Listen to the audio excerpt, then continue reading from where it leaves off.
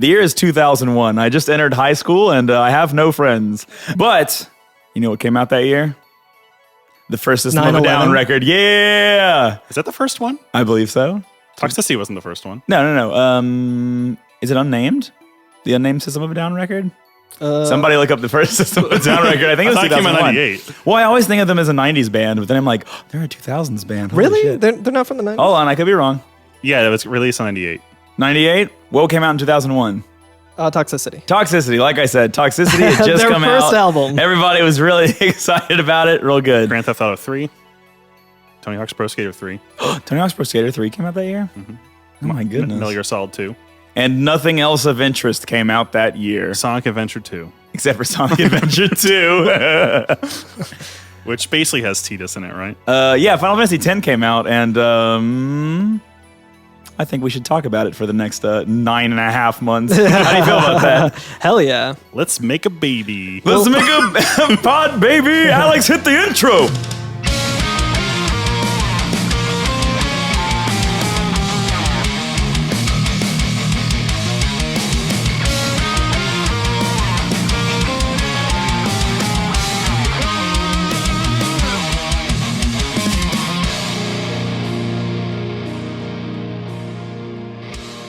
Hey guys.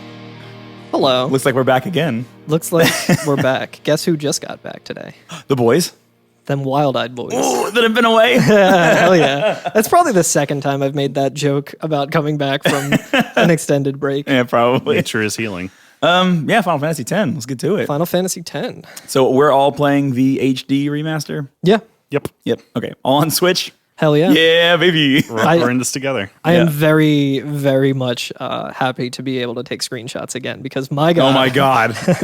Are my arms tired? Yeah. I feel like we put in our hard work in FF1 and now we're ready for just like some nice coasting for about a year. Yeah. Yeah, so have either of you played this game before? I played it when I was in high school, I think probably around when I was like 16, I want to say, which was like 2006.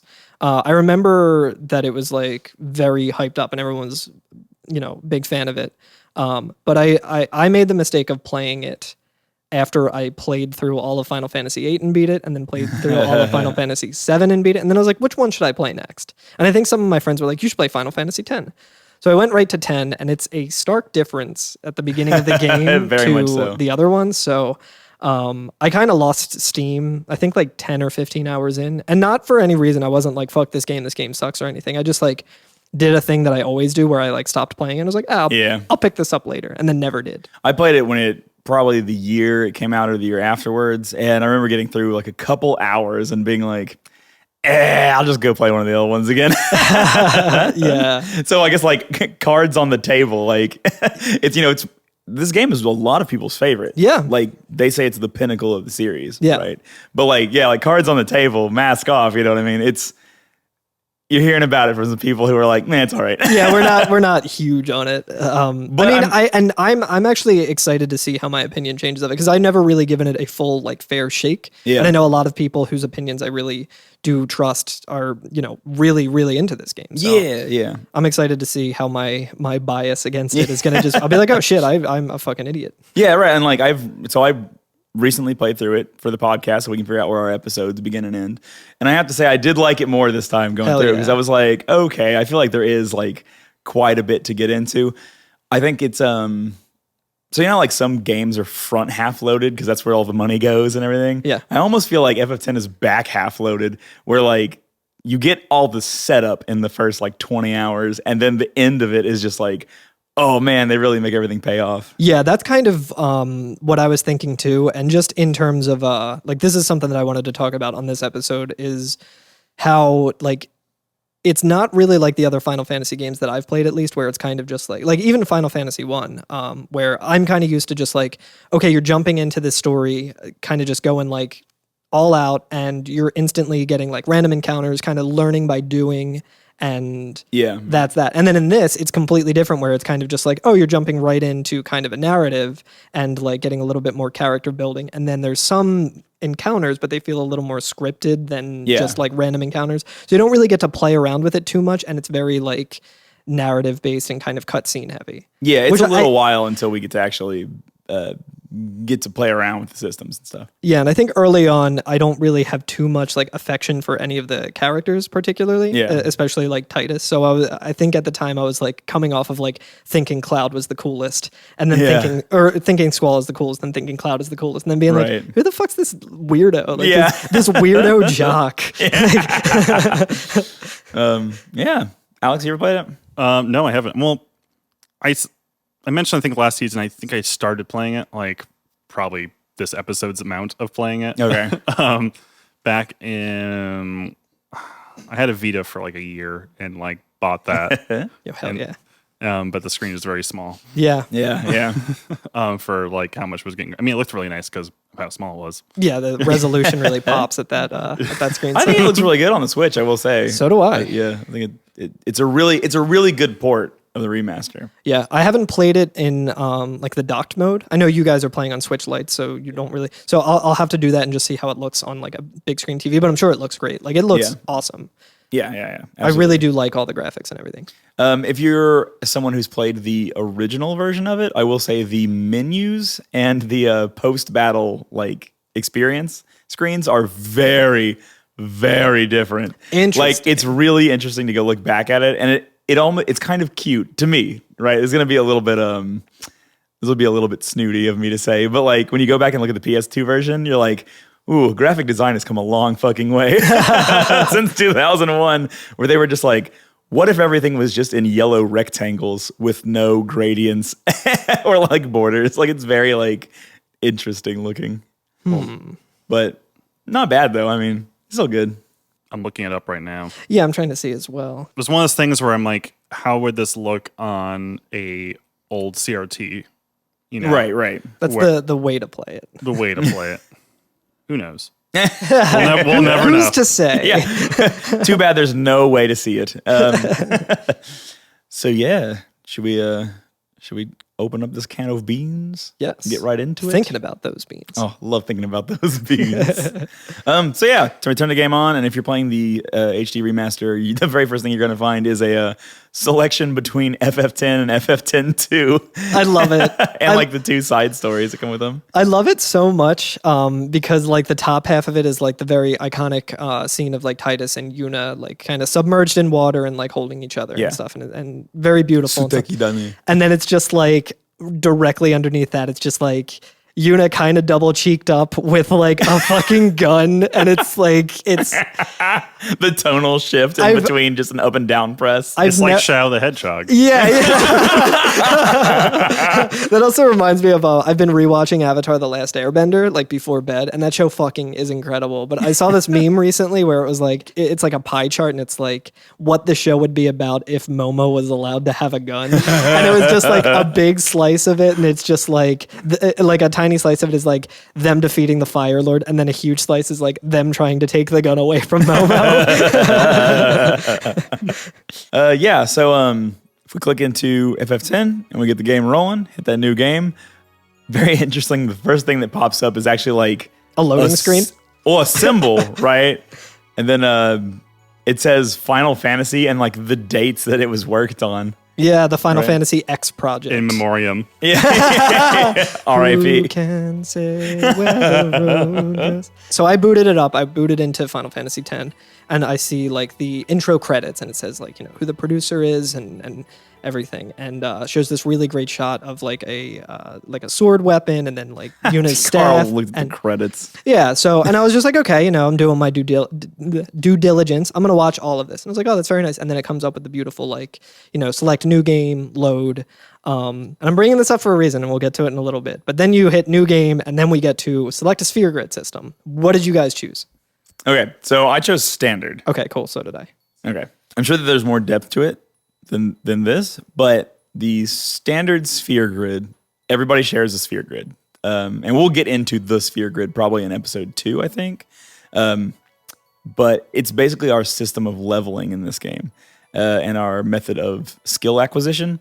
So on the standard sphere grid, everybody shares one, and everybody can learn the same node. All these words are going to get explained, I promise. Yeah. But we're all locked into a certain path from the get-go that we can branch out later. So Yuna is going to be your white mage. Titus is going to be your fast fighter, right? Yeah. And then like Waka and Auron are going to be... Well, Waka's going to be like your more higher accuracy. Auron's going to be your strength guy, right? Oh, yeah. Except for one weird moment at like 3/4 of the game where Waka is just, for whatever reason, insanely strong for several levels. Yeah. He just gets like 5 strength plus 4 nodes in a row, and it's just like, why is he doing max damage? He learned how to min max. Yeah, he does, like in a really weird place in the game. Anyway. It's when he gets the gun, and then the rest of the game is trying to get the gun away from Waka. The expert sphere grid allows you to change what each character is. So you can have somebody else be your white mage. You could have somebody else be your... Weird. That's pretty cool. But you can't share nodes. So if you learn a node that somebody else has learned, it takes it away from them. Yeah. If you learn the node in the game, then you learn the node in real life. That's right, yeah. So it takes a little bit more skill to figure out the expert grid, but you do get to customize more. But I believe that in the end game, like all the way at the end, you're not going to be able to get your characters to like maximum 255 stats. Okay. If that's a thing that you're trying to do. Yeah.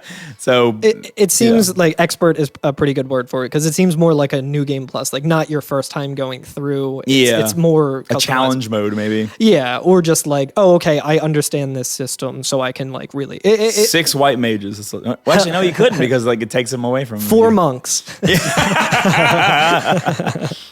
But yeah, so that's really what you're selecting there. I would advise, if you're playing along with us, or if it's your first time, go with standard. If you're just looking for a good time and you want to try something new, go with expert. Avoid the node. Yeah, Avoid the node.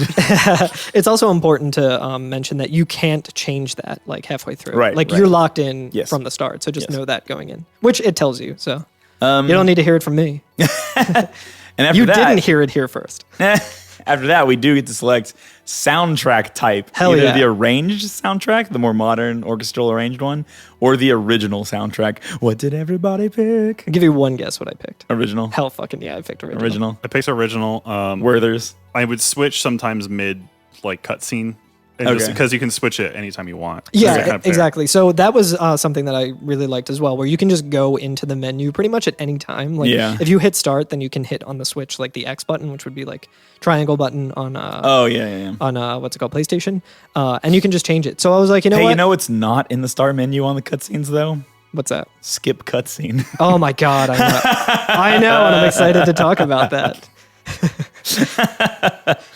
So yeah. That's all right though if you're playing with us for the first time or anything, and we're playing to learn everything, so we won't need it anyway. Yeah, so I'm probably going to be switching back and forth between the two just to hear the differences, so I don't save myself some clicking around on like YouTube or whatever. But so far I haven't really noticed a difference, and it could just be that I wasn't really like listening too hard or something. But I was. Yeah, I didn't have my headphones in. The sun was in my eyes. I only got like 2 hours of sleep when I started playing. Alex is at home. He's just like sweating. He has his like hand on his forehead. He's like, he's got it plugged into a mixer, and he's like adjusting the mids, and he's got that like cork board with the red twine like, all over the place. At the center of it, it's just the picture of Nobuo that like comes up onto like his Wikipedia page, where he's just like got his fist under his chin. The first thing I noticed is that the Chocobo song doesn't slap quite as hard in the range version. Oh, really? Everything, when you choose the original soundtrack, you are locking yourself into Come Original. And because of that, all of the tone for it just sounds exactly like, I almost called them CKY, but 311's Come Original. All right. So that's all the options that we have to fuck around with before the game actually starts. Yep. Yeah. And then after we hit that, we see a very nice cutscene here of like a nice sunset, and there's like a sword that's kind of sticking up, and a staff, and then what appears to be a beat ball from the show Doug on Nickelodeon, and it's really nice. And I was watching it, and I thought, holy fucking shit, I just watched this entire cutscene before I even hit new game. And like Curtis just mentioned, you can't skip cutscenes. So I was just sitting here watching it again. I'm like, well, we're off to a good start in this game that I'm already not wild about. But mandatory cutscenes. But yeah, so like this scene, I feel the like only one that you could have skipped, you didn't. Yeah, exactly. this scene is pretty iconic though. Like like you said, it's kind of there's 3 weapons really. Yeah. Not the weapons from FF7. Right. Yeah, right. Yeah. 3. Not to be confused with other types of weapons. Yeah, that occur in the Final Fantasy series. But there's like a staff. There's a sword that has like water inside. Yeah. Like you ever seen like those shoes like that have like the water? It's like a lava lamp like sword. Or those like weird you're like trapper keepers with the squishy glitter inside. Yeah. It looks like it kind of even like the way like the light reflects off of it makes it look like the squishy trapper keeper thing. Yeah, I mean, that's 2001, man. It also it looks very similar to Squall's like ultimate weapon from Final Fantasy, which we'll get to in a while. But yeah, it's same color, same sort of shape. And then there's like a ball. Yeah, but the ball is a weapon. The ball, it's a Katamari. The ball looks like the coronavirus. It kind of does. It looks like a white blue striped coronavirus. Yeah, a cute little like stress ball version of it that you would get from being stressed about how there's a fucking deadly virus everywhere. Or something you throw in the dryer. So you guys are looking at your screenshots, yes? Yeah. Yes. Look at the bottom left of every one of your screenshots. Oh yeah, they watermarked every single screenshot. Every one of them's watermarked. I was like, yeah, I didn't notice that during the game. Pay for our monthly subscription if you'd like to get the watermark. Right. It just says photo bucket across Titus's face. Yeah. But the camera kind of moves over to a group of 7 very depressed looking people sitting around a campfire nearby. Big mood, big boobs. The first thing you see is some form of goth GF. Some form of goth GF. I'll let y'all fill in the blank there. She's like Bayonetta, but dressed for winter. Yeah, hell yeah. Yeah, tastefully dressed is a good way to describe her. But so there's these characters all just looking real somber. As some somber piano is playing, if I recall. This is actually, I think this is 2 Xanarkand? Yes. Yeah. This is like or in Xanarkand? Is it maybe? I know it's like the most famous piece from this game. Yeah. This is a Nobi track. Yeah. It's a famous just Final Fantasy track in general. And yeah. I was going to talk about how leading up to the show, there was a project that I started that I wasn't able to finish because it's been a crazy month, but of trying to rearrange this on Fami Tracker for like the NES sound chip. And I called it 2A03 Xanarkand. 2A03 Xanarkand. That's a deep cut that like maybe 3 people listening would be like, yeah, that's pretty funny. Half our guests would get that. I very much approve of that one. Yeah. But I did not finish that. I'll send you what I have of it if you wanted to sprinkle it in. And it'll be playing right here. By the end of the season, I will have that completely done. But so one of the characters gets up and kind of is like getting ready to walk off by themselves and puts his hand on the shoulder of one of the girls who are standing there, right? Yeah. Jennifer and everybody's Jennifer Aniston, who's there in the group, and nobody is saying anything. Like it's very just like doing the 1,000-yard stare. You know what I mean? Like when you're just like, oh shit, it's been one of them days. So like whatever's happening right now, it's like not good feelings going on. Yeah, bad vibes. Bad vibes. I'd go so far as to say the vibes are bad. But so like the background here, like the area that they're in is real wild. They're kind of like in a, oh God, what the hell would you even call that? I mean, it's ruins, but they're like in the sea. Yeah. Like they're like walking on like rocky bluffs that kind of go out into the water, right? Yeah. It does look like almost like an ocean that had been drained or something like that. Yeah, right. Yeah, but there's like still some water down there. Like, yeah. Real, what's it called? Temple of the Ancients energy. Yeah. Right. Except not as seashell based. And in the background looks like a scene from one of those like fucking cash in into the world movies where they're like the destruction of the world and you see New York exploding and shit like that. This is like a bunch of skyscrapers all knocked over and shit. So like we're basically looking at like post 2020 Yeah, America. we're basically looking at the next time we take a break, because the first time we took a break, shit really hit the fan. The second we're taking time, a look at 2021 America. Like, this is what it looks like next year. Yeah. But it's all fucked. And there's like a wispy Aurora Borealis at this part of the Yeah, like year. little Aurora Borealis, little whites flying around. Wisps. Yeah. Whites. Isolated entirely within the ruins. But the camera kind of starts circling around this guy who's standing up and walked off by himself. Yeah. So he's doing the Arrested Development sad walk, like up this wall. But it kind of goes around him, and he's just kind of like surveying the area, and then we get the first voice acted lines in any the Final series. Fantasy. Yeah. How about that? If you don't count like singing. Yeah, I don't. I thought about it for a second. I was like, no. I never sang my song. And what a voice it is. Actually, no, I guess the first one of that would have been like whatever the fuck they're saying in One Winged Angel. Oh, yeah. Sephiroth. Crosby, still the Nash, and Crosby. But yeah, so the character says, Listen to my story. This may be our last chance. Yeah. and then Final Fantasy X just pops up on the screen. Badass. Which I missed getting a screenshot of the first line there, because I was like, I've already seen this. And then it cuts to that and I was like, oh, I didn't see this yet. Shit. But yeah, so like I love that intro. Yeah. That he just like, this might be our last chance. And then like FFX or Final Fantasy X just fades in as the screen fades out. And I was like, ooh, that's good. That's some good directing. Yeah. And I Very do. cold open as well. Yeah. Which is like, where the fuck are we? What the fuck happened? Just like a podcast. This is not my beautiful house. I also like how it stylized the title card is, where it says like FFX, and then like all the rest of the font comes in and says Final Fantasy X. And like the font itself is very like plain. Yeah. Like it's very geometric. Like there's not a lot of flair to it. And like I think it like really does justice to like the somberness of the scene. Yeah. By not having something like really wild and bombastic show up on the screen. Yeah. It's just real understated. It's monochrome. Yeah, it looks like if you're like looking for a cool font, like a clip art font. Yeah. It's just like a clip art generator that's like kind of has a gradient, but like not really. Yeah, no, that is what it looks like.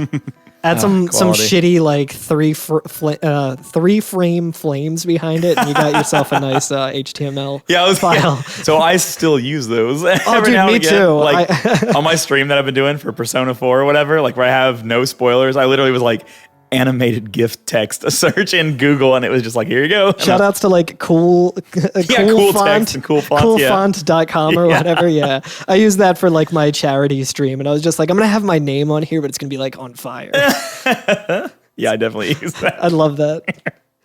But screen fades out and it comes right back up into a incredibly tonally different scene. Yeah. There's just like kind of like a crowd shot here of like, we're on like I don't know. To me, it looked like a Coruscant from the. Yeah. But it's like on the water. to me, it looked like Balam Garden. Oh, yeah. There's y'all ever play Halo? Yeah. You know, Hell yeah. the big sword. Oh, they use? hell yeah. There's like a big one of those in the background. Like one of the buildings is just one of those swords. Energy sword? Sunday? Yeah, the energy sword. It looks like Ascension, the one multiplayer map in Halo. The one. Yeah, the only one. No, that was a good one. I think they remade it in other ones. Oh, man. But I guess this is. God, let's start a Halo podcast. I fucking love Halo. So we're trying to find the silent cartographer. But yeah. Is this Xanarkand? I don't know. Okay. You want to find out? Mm-hmm. Well, either way, there's this bump in music that's. Oh, yeah. It just sounds Oh like. yeah, it's real good. It's a version of the prelude that sounds like someone like was messing around with Free Loops for a week. It sounds like what my 2 Xanarkand thing would have sounded like if I got a fucking chance. It's real good. I like when it comes in too, and you're like, oh, I know this. Yeah. There we go. Oh yeah. It's like, oh right, I'm playing Final Fantasy. But yeah, it is a crowd shot, right? Like there's a bunch of people standing around. You can hear the crowd like murmuring and talking and shit. There's and a then, little kid whose face I fucking hate. Is it the one with the scarf? Yeah. Yeah, that fucking kid's face. Oof. So yeah, this cutscene and just kind of these character models kind of suffer, in my opinion, from what I call like Twilight Princess syndrome, where like I don't like the character models in that game. They're like cartoony, but like trying to be realistic, but a little too cartoony and not in an effective way. For me, I'm gonna try to be real unbiased and real objective about it or whatever, but strictly off the record, I don't know if these character models have aged very well at all. Yeah, it could also be that that I'm playing on like the HD upscaled version, because I will say all of like the playable characters in this, all the like characters, fucking awesome. Yeah, the character design, yeah. good job, Nomura. Well, I don't know. I mean, you also think about how many characters you could fit on the screen at one time in terms of polygons. And Yeah. So we should... They had to like prioritize like what these characters are gonna be looking at all fucking time. We have to probably give them more detail. But like all the kids look like they have mushed, like I would call Max Payne faces. I was gonna say like N64 like perfect dark faces. But I should say though that this is the first game since they've had 3D graphics that doesn't have backdrops. Yeah, so like 7, 8, 9 have rendered backdrops. There are a few sections coming up that have pre-rendered like basically matte painting style backdrops. Yes, and in my opinion, those ones are the ones that look the best too, because I think that they were probably limited. Sure. Because like they're adding full 3D assets everywhere, right? And if you remember from like 7, we constantly were finding little bits of something here and there, like there's a Texas sign here, you know, there's this sign here, there's all kinds of crazy stuff. And when you're really having to model every single thing that you're putting in your world, you're probably not going to have that level of depth. And like, not every picture is like a fucking like Renaissance painting as far as, you know, like interest goes. So like, to me, everything being what it is, and now we can look back retrospectively, I think that a lot of the PlayStation 1 games hold up better because of that. Sure. And this one, now that we can put more detail into backgrounds, into 3D ones, this one does. It makes the poop pop. It makes the poop pop. And it feels like it's of the time in a way that some of the other ones feel like they're timeless. Yeah, so, and I was just going to say, it's very much kind of like a time and place thing. And I bring up Twilight Princess because I think Twilight Princess is sort of in that same vein. Because after that, you know, can't remember where Wind Waker was in that. It came out before. Wind Waker came out before. That's why I was kind of like so. No, you're right, because everyone was pissed that the graphics weren't like Ocarina of Time, and then Twilight Princess came out. And then like after that, Skyward Sword was very similar to the character models of Twilight Princess, but more like painterly. More cell shaded, more like cartoony in like a good way, if that makes any sense. And I think that's kind of this too, where they were like, the previous game was also kind of cartoony. Yeah, where it's like they're trying to go for this new thing. The technology is pretty new, and at the time it was fucking awesome. Yeah. Like I remember seeing the graphics for this and being like blown away and like, holy shit, like, oh, they're not pre-rendered backgrounds and all of this stuff. You're not just running around on like a, you know, like rotoscoped kind of way. Like it's really impressive. But at the same time, like we have the benefit of hindsight where we're like, oh, okay, we're not really like, this is kind of just like how games are now. So we're like, oh, this isn't as cool as what you know came before it. Last of Us 2 also just came out. And this is still very impressive still though, you know what I mean? And like, it looks beautiful. It looks really good. But we see the crowd kind of moves, they like walk away from the area they're at. It's really odd. They're kind of like, the way people move in this game is weird. And like Sims. And like a phantom child appears and then disappears. Good outfit on this kid. He's got like a purple hood. A purple hood going over his head and no sleeves, which is always, you know, a cool badass look. I think he's got no shoes. Let me see here. Yeah, it looks like it. Yeah. Anyway, it doesn't matter. The point is though, he looks like he's out of place. Yeah. Does that make sense? Yeah. Yeah. Also, he's very ethereal. Well, yeah. I suppose like appearing and disappearing in and out of thin air is like one thing that would set you apart in a crowd. You're like, could you point him out of a lineup? Yeah, he's the one who keeps appearing and disappearing. He keeps traveling in time. That's the one. That's the guy. And then the camera just changes angles again. A lot of weird directing in this. It's going to be very odd. And a lot of this too kind of feels like almost like Resident Evil games in like the way, like not as horrible of camera angles as that, and not as constricted of a space that you're in, but like you'll be going in one direction and then the camera will shift, and like just the way that the movement is in this feels different than it did. Like I think all the Final Fantasy games that we played kind of had that, but 7 definitely did that when I'm like. But it's more, I guess it's more seamless. Yeah, it's like the camera's like a quote unquote fixed camera. It's fixed in place, but it can move. Like it can pan and tilt as you walk around to make sure that you're in the camera's side. Yeah. But we see our main character for the first time coming out of like a fucking yacht house. Oh yeah. Fucking. He's a beautiful boater. He's a fucking fail son of a billionaire. So does he like live here, or did he just like arrive in town? Oh, he lives here. We're gonna find that out later, but I'll tell you right now, he lives here. Okay, because I was like, don't most sports teams travel in like as a team and not just like, oh shit, I'm gonna be late for work at the Blitzball dome. So I think right now in our are you ready for some Blitzball? In the year of our Lord 2020, I think the main character who we need to like empathize with and like follow along and identify with in our journey is like an incredibly wealthy fucking like millionaire's child fail son. Like, doesn't have any idea of like how real people actually act. Also, he seems like a real good stand-in for all of us today. Yeah. Also, a good stand-in for us because he is clearly a jock. He's super jockey. Yeah. It's good. It's Titus fucking 10 out of 10 already. Hell yeah. But we already have control of him too. Like it doesn't like say anything about taking control, and there's no like nothing happens.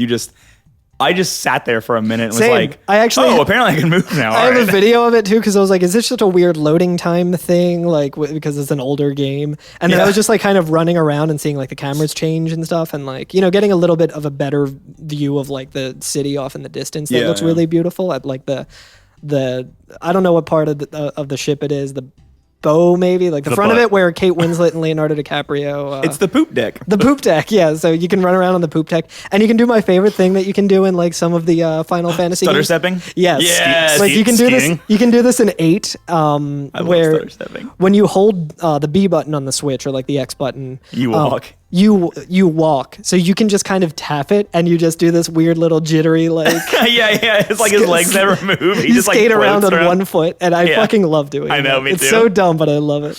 But there's all those like, there's that crowd out in front of this fucking houseboat, and you like walk up to them, and who did y'all talk to first? I think I talked to the little boy that I was just talking about. I talked to the little ugly boy too. He's holding a some form of ball, and he says, "Can you sign this?" The very ball that we saw in the intro. Exactly, the very same. And he asks you to sign it, and that kind of gives us our prompt to Titus says no prob. No prob. Does he? He does say no prob. Damn it. I know, Jesus. Fucking jocks, man. So, did y'all rename Titus? I didn't. I should have. I should have named him Thurston Waffles. God damn it. If I named him Thurston Waffles, I would have liked it a lot more. Sure. I renamed him to Tibus. I was like, what if I just changed the direction of the D? Right. I just mirrored one letter and made him Tibus. So you didn't do it in the B emoji, a canonical way by adding a bracket in front and after. Right. So that's my main character. Shit. It's a new shirt. Yeah, Typhus with a B. I should have just done like the speedrun strat of only naming him T. Yeah, right. To save some frames on like text mashing. Maybe get a whole day of playing back, yeah. And then another kid asked him to sign it, and he says, "Alrighty." Alrighty. Alrighty, yeah. Alrighty's fine, yeah. Alrighty's good. No prob. The lady standing in the middle says she's been a very big fan of, like, she's like, I've been a very big fan of yours from the very beginning.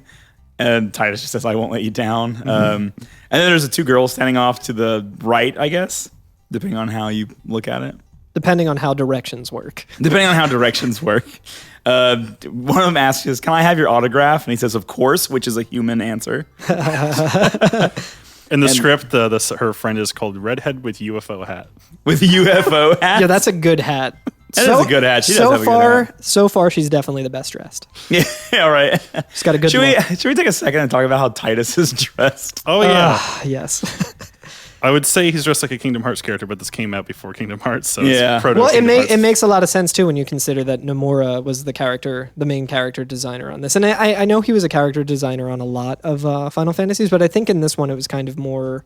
I could be wrong. I could be completely wrong about this. I should have looked into it. But So I'm gonna let you guys in on a little bit of Mars Volta yo, hell, secret fucking lore, right? explain it to me in At the Drive-In references.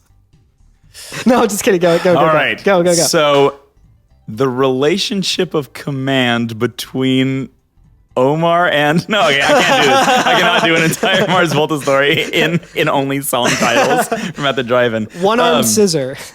So the way that they would do some of their later albums, especially my favorite one, Bedlam and Goliath, Hell yeah. is that Omar would write out these parts and then go to each individual separately, not letting them know necessarily what all the other members were doing, and being like, write some parts for this. And that way, like, he could have a lot of really diverse parts that didn't sound like they were being too influenced by each other, and later could come back and everybody could edit the notes together and change it together. That's so it would be fucking really awesome. wild. Holy right? shit. So now imagine, It's like the reverse of the blind man and the elephant, where the blind men come across an elephant and they all each are touching a part of the elephant and they okay. all see the whole, but they can't never but they can't put it together Yeah. because it's so wild. Yeah. because they only see a little bit of it. well, It's like the myth of the cave or whatever with the Yeah, fire. right. Now it's the blind man. now it's the blind man and the himbo. I was gonna say, much like the blind men and the elephant, or the opposite, or the way that fucking Mars Volta wrote Bedlam and Goliath. Imagine that we had to design the main character for Final Fantasy X, and I was like, Alex, you can do the right hand. I'm like, let me get the Carl, pants. you can do the just the left shoulder. I'm gonna do the left or the right pant leg, and Yeah. he's gonna be wearing like Jinkos, Yeah. Jinko shorts. And then somebody else was like, no, I think he should be wearing like a fisherman's kind of like fish netting, but with like a solid piece on the front. And yeah, so imagine just everybody designed an entirely different character from an entirely different scenario and then just stitched it together and did no editing whatsoever at the very end. That's what Titus looks like. This is kind of fucked up, but Titus looks better in Kingdom Hearts. He looks like a more believable like person in Kingdom Hearts. Basically, he has like what looks like rubber overalls. Oh yeah, like like the black ones, but they're shorts, right? They don't go all the way down to his shoes. So if you can imagine like a fisherman's overalls. He looks like I know what you're saying. Like he had I know what you're talking about, like the rubber like Waders? like the waders. Yeah, Yeah. They're two pieces though. Right. And But it looked like they were zip offs, but in two parts, and he zipped up one all the way up and one only 1/3 of the way up. you mean the legs? Yeah. Yeah. It's like his pants are zip offs, but one of them is not zipped and the other one is. Yeah, it's right? it was the style at the time. Yeah, right. And then underneath his on top, he's wearing like a yellow hoodie that has like A crop top hoodie. Hell yeah. a crop top hoodie that has t-shirt length sleeves. And it's like open in the front, like it's completely like unzipped in the front, right? Hell so you yeah. can see his like chest and a little bit of his abs.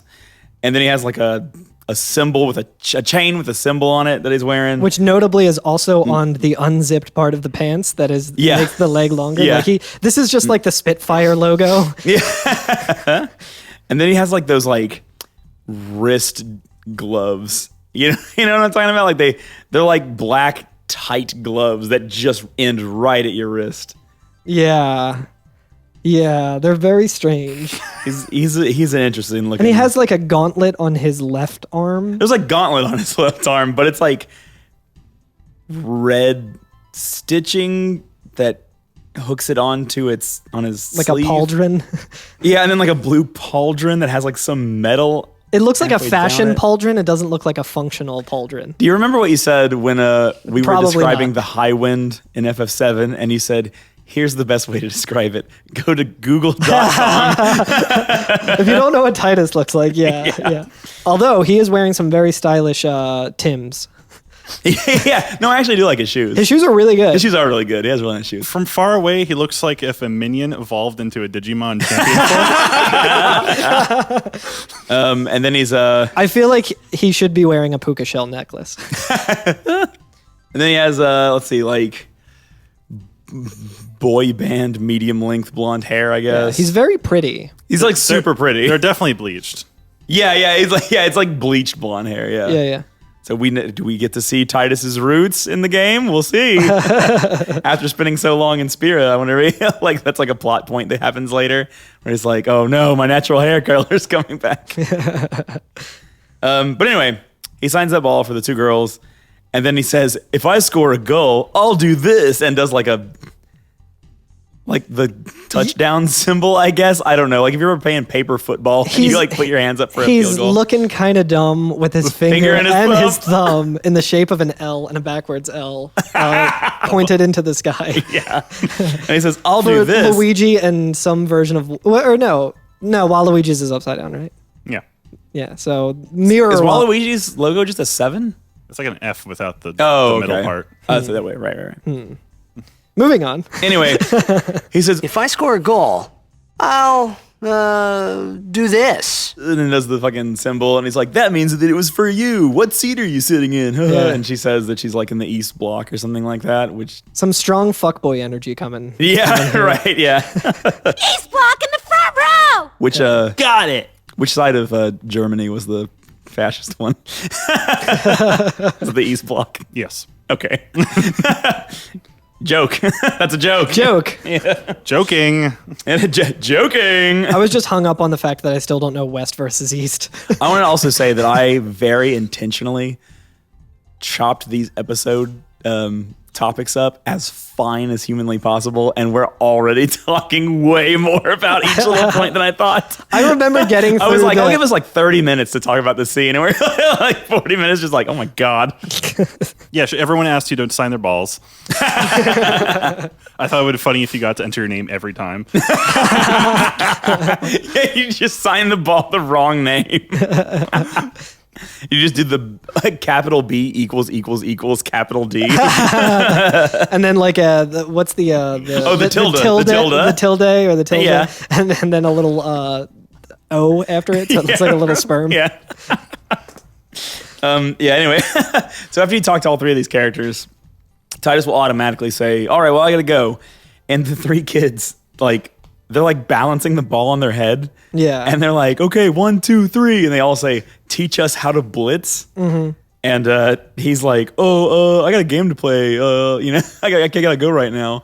And they're like, well, just teach us afterwards then. Well, isn't he like, yeah, I'll teach you. And then that like ethereal kid appears and he's like, today's not good for that or something. That little, right? that creepy ethereal kid. That must be his manager. Yeah, right. But yeah, he shows up and just like very quietly too, like in a whisper, is just like, You can't tonight. and then Titus just like, he like looks back to look at that kid, and like I don't know if he can see him or not. Like, I guess he can.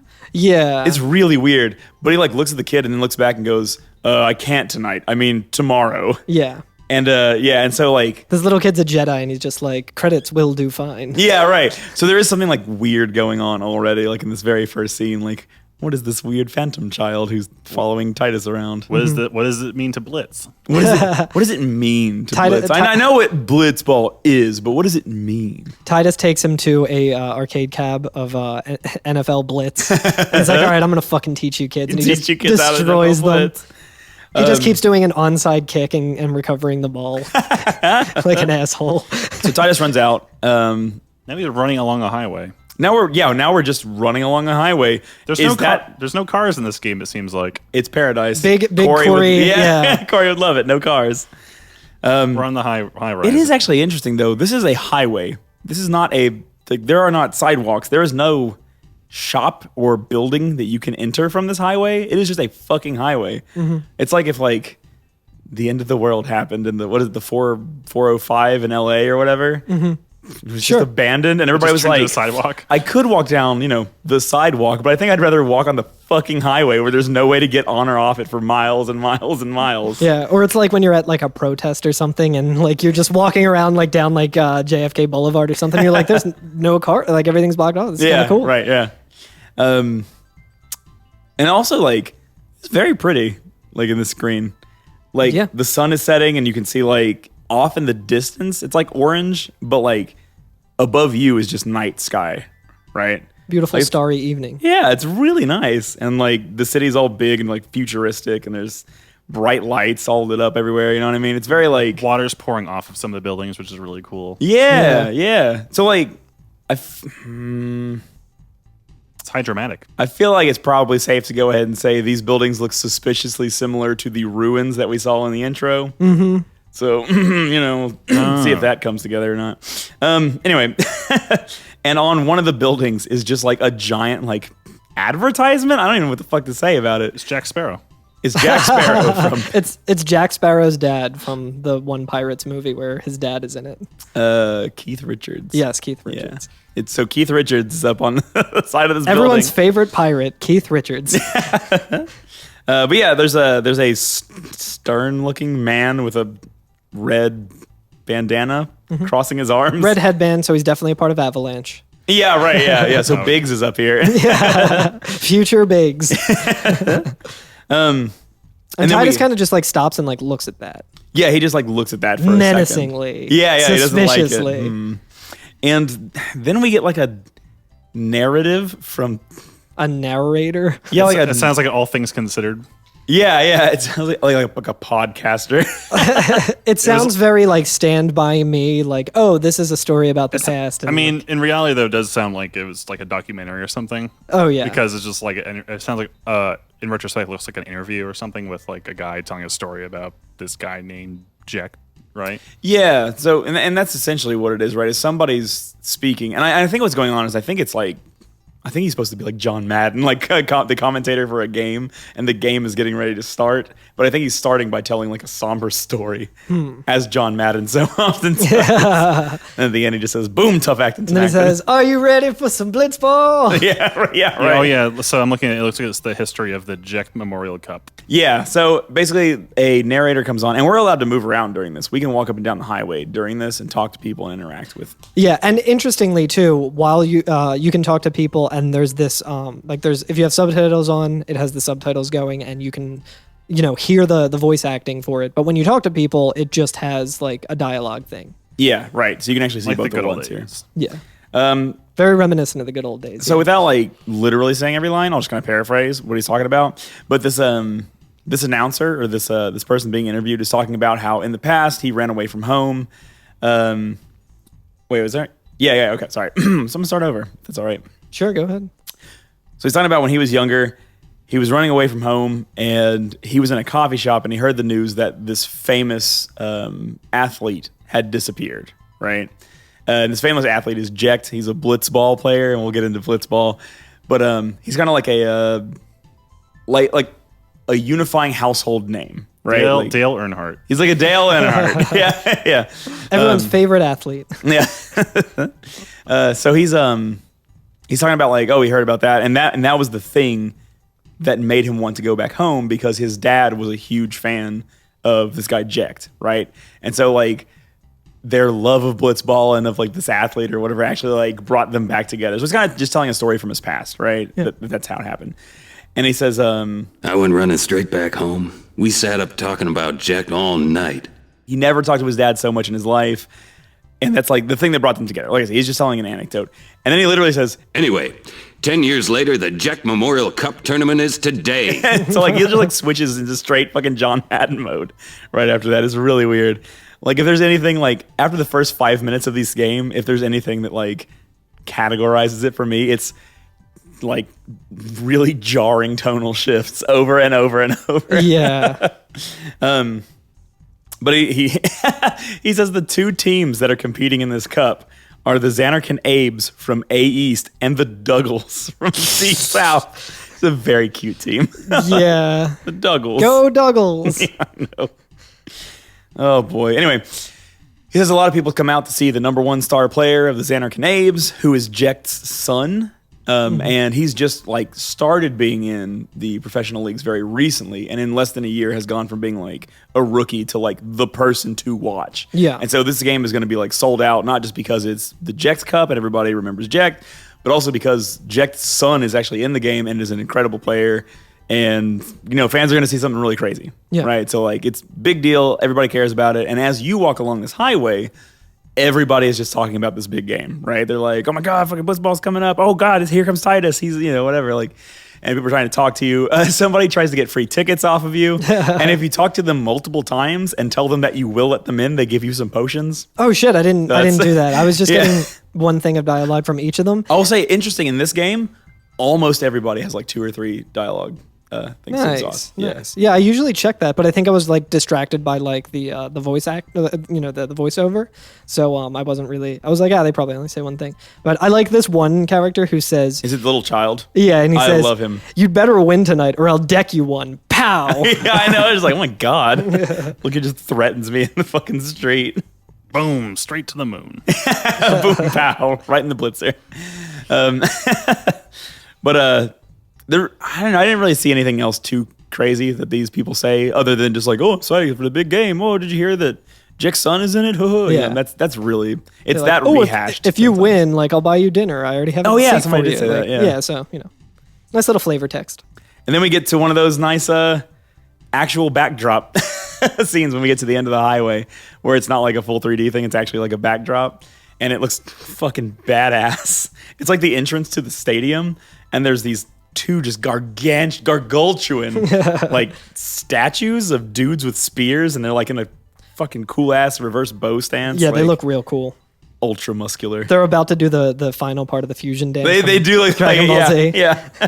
It's fucking badass, and like the entrance into the stadium goes in between them, and like the actual like entrance door is this giant fucking arch, right? Like it's enormous. I mean, like it's the height of a real life stadium, just the entrance to it. Yeah. I'm surprised there's not an employee entrance for this fucking place. Yeah, I know. Yeah, because like when you show up, the crowd is just swarming you, and you can move Titus around, and all of the crowd like moves with you and tries to impede your. And he's like running in place, like, come on, I gotta Yeah. go. I gotta get out of here. He's doing a really goofy run in place. I'm gonna be late. He's like Can you when play the Sonic thing where he goes, "Gotta get out of here."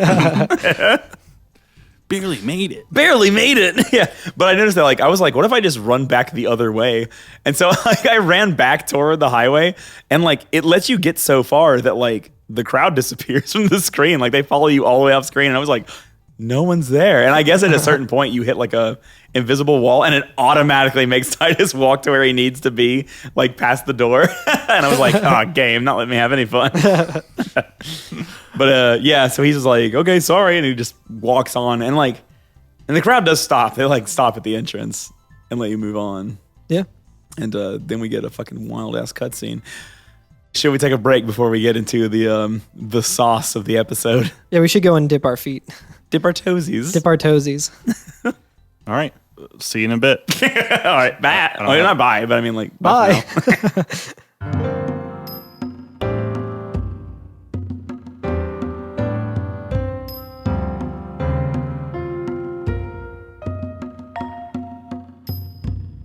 The big game is upon us.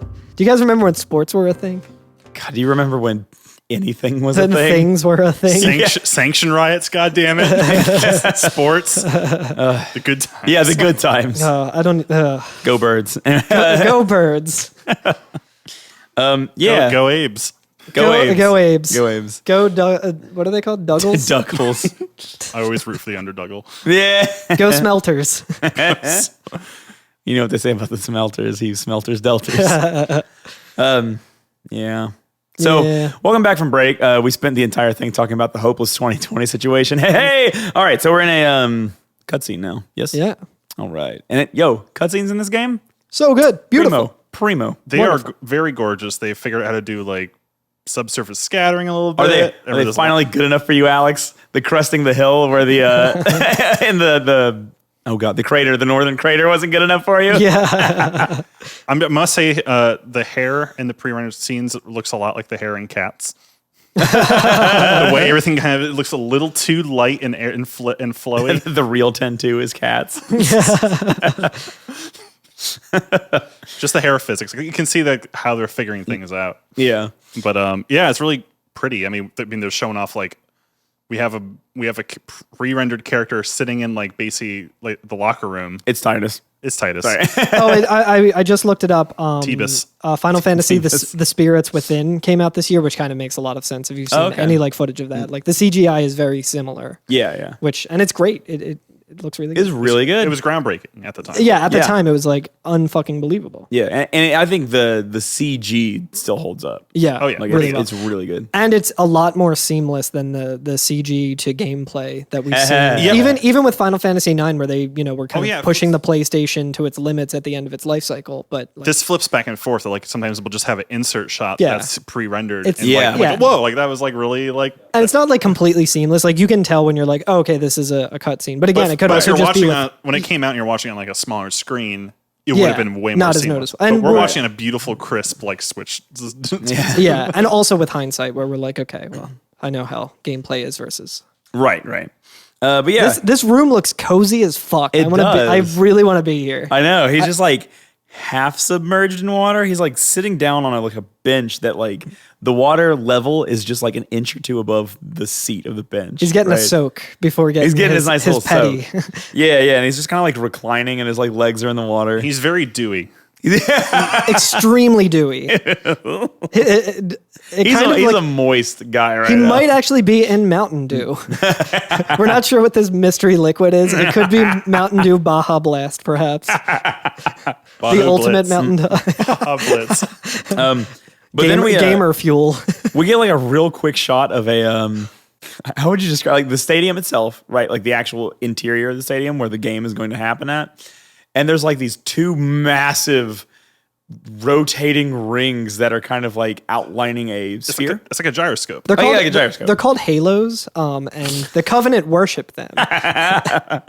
And basically like a giant plasma ball forms in the middle of it and starts to expand, and just around this like giant stadium-sized gyroscope is all the crowd, right? Yeah. And they're all I cheering. think George going Lucas nuts. saw this and stole it for the opera in Attack of the Clones or Revenge of the Sith. Like there was a giant like squid opera in a. I don't even remember, I'm gonna be honest with you. It's the scene where he tells us about Darth Plagueis, the wise. Oh, right. right. Yeah. But there's a giant. But there's an opera scene that takes place in like a fucking big floaty water shit and like. I thought that was the way you had described that scene to me. It's like it's the Darth Plagueis scene. I was like, have you ever heard the tale of Darth Plagueis? I feel like this is like the second time you've referenced that like this week or the past 2 weeks. Everything in this movie so far is very Star Wars prequel aesthetics. Absolutely. Before I think the second 2 episodes even came out, so it could be Yeah. like George Lucas is like, or his friend is like into. Or George. maybe Nomura saw Phantom Menace and was like, yo, what if like the Gungan City existed, but it was a sports event? Oh god, when we get to our Luca episode, we'll talk about Greg Proops. Anyway. But yeah, it's this cool cutscene with some real industrial butt rock playing. Oh my Yeah. goodness, this song. I was playing this just on my Switch in handheld mode, like with the volume kind of up, just in like the office area in my house where like my girlfriend also works, and she heard that and she was just like, "What the fuck is happening in the game right now?" And I was like, "I don't know." So this is a song that many people, including myself for a long time, mistook for a Rammstein song. It's like that Zelda song that everyone downloaded on Napster that everyone was like, "Oh, it's System of a Down." Yeah, I remember that. It was actually Rammstein who did that. There's a song called Other World. We're all living in No another matter world. Another Xanarkans. world is wonderful. We're all living in Xanarkans. I've been playing it with the original soundtrack, and I was like, this sounds really bad. And so I went, but today I rewatched like a walkthrough of it so I can take notes. And like, I think the walkthrough he was using the arranged version, and they redid this song too. And I would think like, it actually sounds a little better in this one. Really? Like, so in the original version, the vocalist, so it sounds like this butt industrial rock, and the vocalist sounds like he just has an SM57 in his bedroom, trying to sound distorted, like just a little, like the pre. Yeah. It's like him trying to sound loud, but like it just like sounds really shitty. Like, let me just play it really quickly, just compare. This is the original version. It sounds like it was recorded in this room. It sounds Yeah. like a South Park gag, like them making fun of like Yeah, right. corn or something. The riff kind of slaps. Yeah. though. It sounds like it was recorded in a basement, which is kind of cool. Then I listened to the arranged version. I'm like, oh, they actually like went full out and like maybe used real drums or just used Superior Drummer. Oh shit, that is much higher fidelity. It's way too dank. Yeah, some drum fills in there. I do love the little squeal.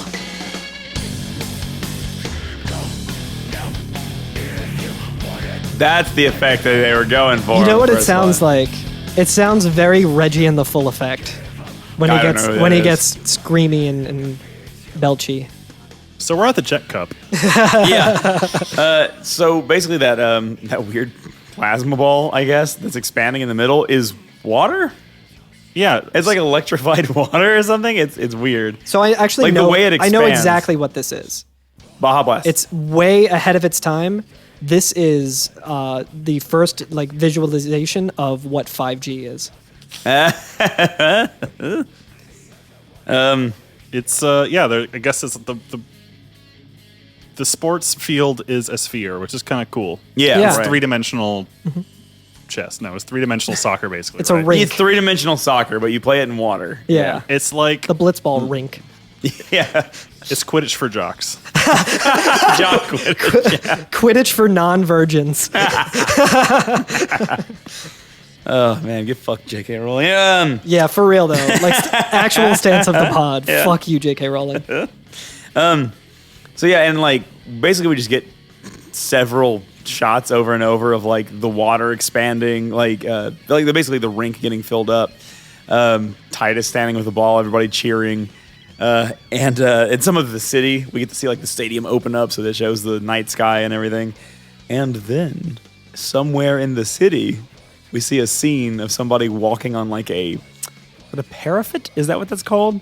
Like a little extrusion from a building high up. Yeah. Somebody's standing on like a Where a Batman would be. where a Batman Where would one stand. might expect to find a Batman or Batmen. And there's like this incredibly sexy man Hell yeah. standing on it. It's just like a Grandpa Vincent. Yeah, I was gonna He's say. like Grandpa Vincent. He's Vincent like, got a nice new quarantine haircut. yeah. So it's like a short, like And some Vincent cool had a short sunglasses. haircut and like sunglasses. Even though like it has gray on the sides and shit, but he has like a big like red robe, and one of his arms is like in the robe as though it's broken or like in a sling. Yeah. Right. And these are cool sunglasses. They're not Oakley's, so chances are pretty high that he's not a cop. Yeah, right, yeah. They don't wrap around his head. And then he's looking off into the distance, away from the city, and like the ocean starts to rise. Yeah. Like a big like bubbly goo starts to rise up from the ocean. They're bringing their own rink. They're bringing their own blitzball. yeah, right, yeah. Which at this point in the game, we know nothing about blitzball, so like, like, we're oh, just wow. like, At this point in the game, we know nothing about literally anything. Yeah, I know. We're just like this, and like to be clear to everyone listening, if you're not familiar with it, we're at like the 5-minute mark of this game. I'm Yeah, pretty I sure know, it's like, just taken us the forever amount to of talk times about. that we've been like, and then something entirely unrelated and weird happens. Like, yeah, we're like 5 minutes into the game, if that. Yeah, the first minute is a cold open of like a post-apocalyptic event, and then we're seeing a like, gotta get to the big game, gonna be late. yeah. Yeah. And And then we see the end of the world, maybe. I don't know, It's but so fucking a lot's weird, dude. happening. There's a lot throwing you. They're throwing you in the deep end. a lot. Yeah. They're throwing the deep end, but the entire field is the deep end. Yeah. Right. And so then it kind of like we see that guy watching like the bulbous giant ocean. sphere coming at him. Yeah. And then it just shows like some blitzball action Yeah, or some cool sport blitzball. jock. People getting fucking decked out of the field. Yeah, some goals. The Him other doing a team. cool crossed arm and nod. Oh yeah, they do a high five. And like the surface tension like reseals up or whatever. And Oh, yo, someone gets knocked the fuck out of the blitzball yeah, ring. into, Yo, into hell the yeah. bleachers. Into yeah. the bleachers. Yeah, so like if you fucking hit somebody hard enough, you can like eject them out of the water sphere and they just go firing off into the fucking bleachers. And then audience members sort of catch it like a foul ball. Take them home. I got yeah. his shoe. Yeah, right. Yeah. This is also like I also recently. Oh, and it's Titus too who fucking knocks that guy out. Yo, hell yeah. There's some really cool shots. I think like the actual cinematography in this whole thing, it actually like feels really cool. It's really Yeah, yeah. it's really like, nice. It's boarded very well. I will say the fucking costume design of like the other team, like they just look like BDSM Guys, like Hold on, Ravers. you know what I'm gonna do real quick? ravers. Yeah. But yeah, this is a really cool like it's a kind of back and forth parallel action between this impending like Whatever this red dude in this. where the bad water ball is approaching the good water ball. So we see the. I guess just by the kind of Yeah. because I don't know what the Context fuck's happening. clues. We see cool Grandpa Vincent walking through the city, and like he steps in a puddle, and instead of like the puddle splashing and like the water kind of spraying everywhere, the water drops go up into the air, hover for a second, and then continue to rise, like gravity is reversing. It's like a hamburger that takes a bite out of you. Does this feel very like Yes, Bart, in Rand McNally, hamburgers take a bite out of people. a very like Y2K music video, which this is pretty much what this is. Yeah, if you would, for some reason can't find this particular cutscene on YouTube, you can just like Google the music video for Blue by Eiffel 65. It's essentially the same thing. So as this, that you were calling the bad water ball, the one that's raising out of the ocean, as it encroaches on the city just starts ripping apart. Like fucking buildings are getting like ripped in half. It's like a mixture, but there's like some of them are getting ripped, some of them are getting like kind of sucked. Like some of them are getting fucking Avengers. Not in game. What was the one before that? Yeah, they're getting Thanos snapped. They're getting Thanos snapped. They're getting blipped. Yeah, well, they're getting. They're all putting on Thanos snapbacks. They're getting sucked into like a wormhole or something. I don't know. I remember watching this. I was watching this and I was like, "Is this part of the game? Like, I don't understand." And then like I saw the statues getting destroyed and I was like, "Nah, that's probably not a part of the game." Yeah. Oh yeah, those fucking badass statues end up getting fucked too. Yeah. It's fine though because they were like Confederacy statues, so they needed to come down anyway. But we'll see never like know who won. Now we're all gonna forget history. It's like Michael J. Fox. You do see like himself fading and fading. It's fading from the photograph. They were statues of God, and this is now dethroning it. Yeah. Oh, hey, that is kind of what this game is about. Anyway, we get a really fucking cool shot from underneath this red-robed man, like where we see like upward at him, and then we see the back of the city just getting fucking torn to shreds by this fucking like nasty gravity water ball, and we can kind of tell that there's something in the water ball, right? Yeah. Like it's hard, you can't really make it out, but there's something in there, but it's hard to tell what right now. Yeah. And then, being that blitzball is 3D soccer, the ball gets kicked straight up, right? Like right out the top of the sphere. Yeah. And Titus is like, oh, I'm gonna go spike this motherfucker. I'm gonna do a real cool dolphin move. Dolphin bicycle kick. Yeah, I was like in the NES World Cup game, if you hit A and B at the same time, you do a backflip and kick the soccer ball. He's getting ready to do one of those. If you do a pro gamer move. Yeah, right. So he like swims so fast that he's able to like rocket out of the fucking water, which I don't know if anybody's ever tried to do that. But he does like a backflip and he's gonna kick the ball back downward, right? Presumably into the goal. He's got to catch the golden snitch quick because shit's getting real. But as he goes upside down, the direction that he's facing, he can now see over the top of the blitzball stadium, and he sees the world getting fucking destroyed out there, and like the bad water ball like tearing everything up and like fucking the city up, and his face is just like, oh shit. And then like it's kind of cool the scene because he's like slowly coming back down toward the water. So like on the screen, he's like slowly moving downward, and you just see half of his face being like, oh no. And yeah, like the actual bad ball. I'm still calling him bad ball. I know. Is actually like fires projectiles. It does a real diamond weapon and just like starts shooting like giant rounds. Hell yeah. At the fucking stadium. Yeah, and he sees it, and like multiple rounds hit the blitzball stadium, right? And just fucking explode shit. Fucking shit is getting blown the fuck up. And it begins to like deflate the water ball. I don't know what to call it. Like it leaks and it is no longer existing. So like when Titus comes down, those like two rings we were talking about earlier, that like gyroscope thing that kind of like encapsulates the rink, blitz the rink player area. Yeah. He like grabs zone. onto it instead of going back down into the water because the water's getting fucking splashed everywhere. So he just grabs onto the fucking ring thing, right? Classic action movie move. Very at post Airbuster FF7 cloud hanging onto the fucking thing. Hell yeah. Oh man, yeah, I'm just looking at the fucking screenshots, man. Shit is getting booked. Yeah. Nice and destroyed. Vibes are now way worse. Yeah, things have become baddened. Baddened. Yep, that's me. You're probably wondering how I got into this. Yeah, you're probably wondering how I got here. Yeah. But anyway, he falls to his death. The game's over. No, he somehow survives his fall miraculously. We just don't get to see any of it. Blitzball magic. And when he comes to, he wakes up just out of a pile of rubble. He just kind of like pushes up out of it, and he's like, "Whoa, well, that was wacky." And he's like, "Dude, that shit sucked." That shit sucked. And toward the foreground of the screen right now, this is the entrance earlier where he was running away from the crowd. No, the crowd's running away from him. The crowd's running away from him. Okay. He's running away from the crowd. Okay. Yeah. Well, I think they were trying to mob him. The- Now the crowd's running away. Yes, I'm sorry. The water was flowing up, and now the crowd is running away. It's like poetry. Really makes you think. But in the foreground is this mysterious red robed stranger, old Vincent. He's like kind of a Robert Downey Jr. Vincent. Yeah, for sure. And as Titus, you run up to him and you say, or you talk to him, and Titus is like, "What are you doing here?" And we find out that the character's name's Auron, Auron, and we don't get to name him. Al Ron. Al Ronald McDonald. But he says, I was waiting for you. and Titus is like, "What are you talking about?" And Auron just walks away from us like a dick. Yeah, dude, like... He's like, "I was waiting for you," and then leaves. And it's like, well, you didn't do any good by just leaving then. What did you want? My job here is done. You didn't do anything. Yeah, Didn't I? Yeah.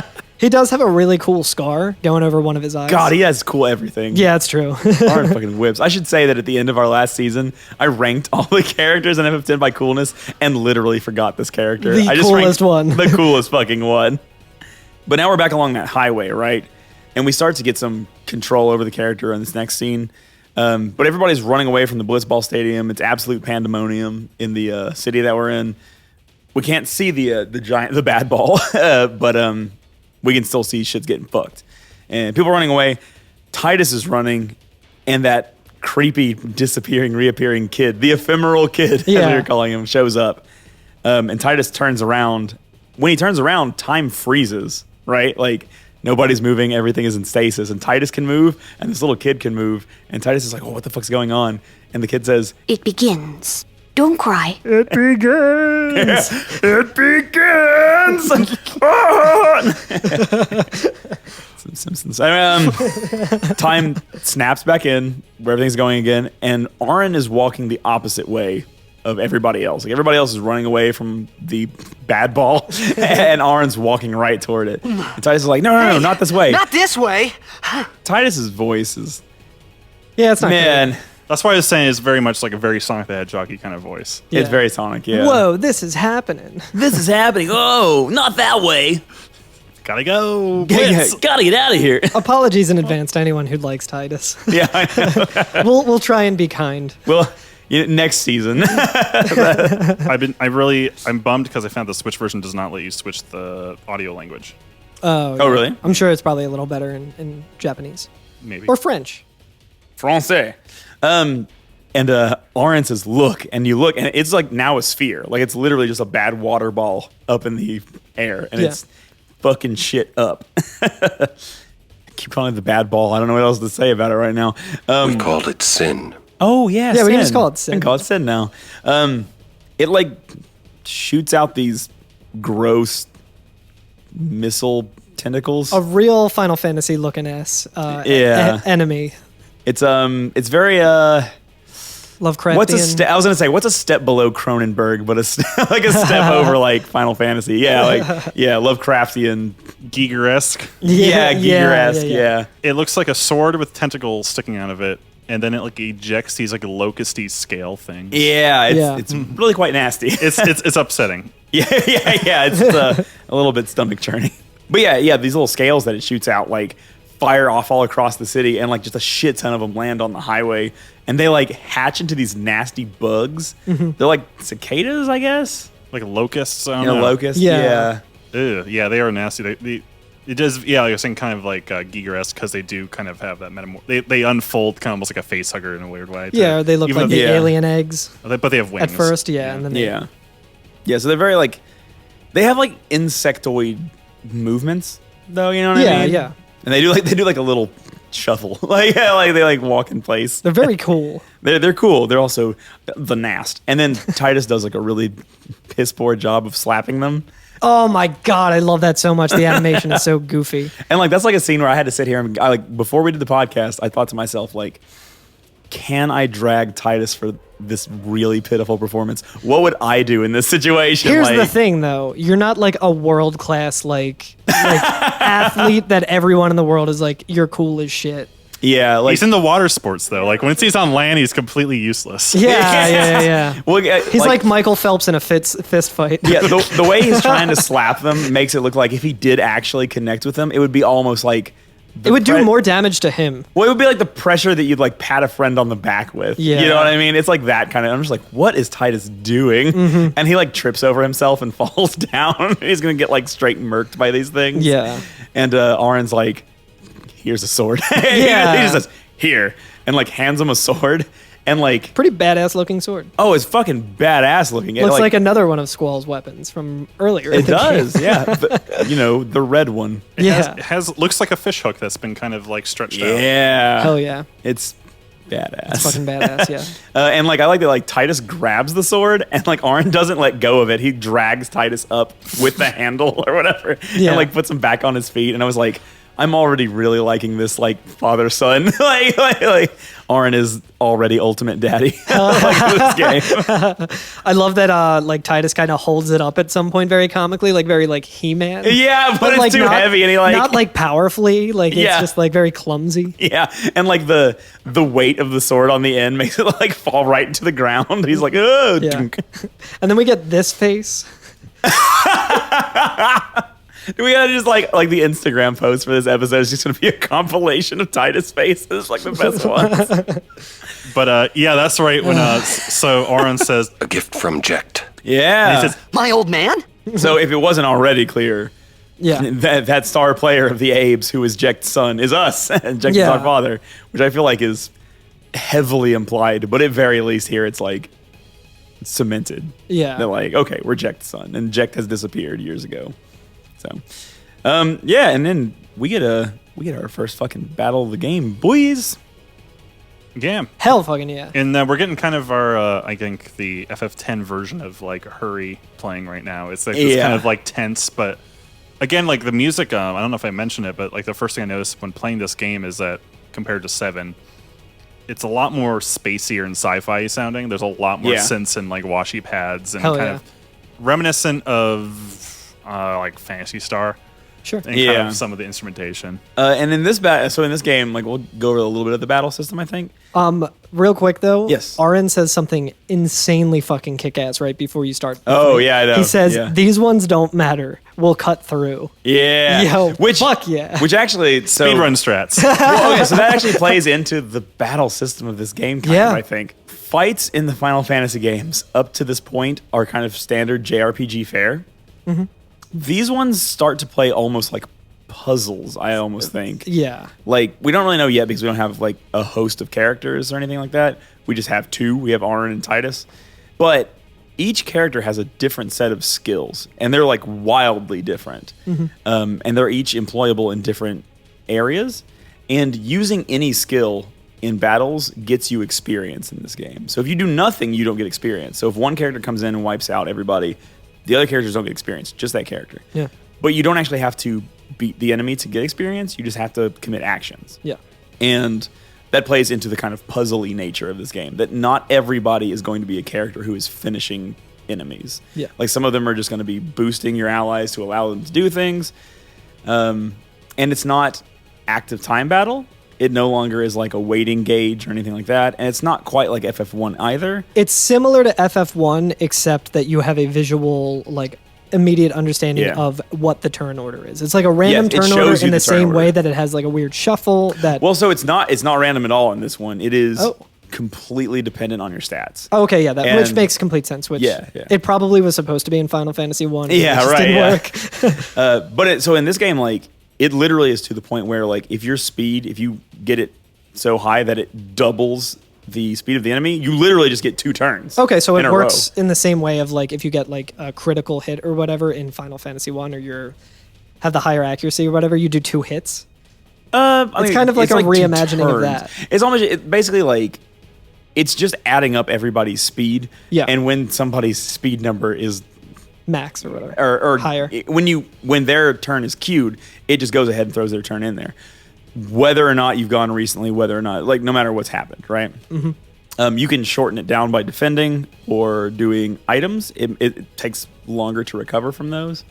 But the turn order is going to be a much larger to do in FF10 than any of the other Final Fantasies. Like, we're going to be as we start fighting bosses, we're going to be really concerned with turn order. Like, that's going to become a big deal. Yeah, and also, like, this is like a obvious, like, kind of tutorial area where the enemies aren't too hard and you're kind of getting thrown in finally and, like, actually playing around.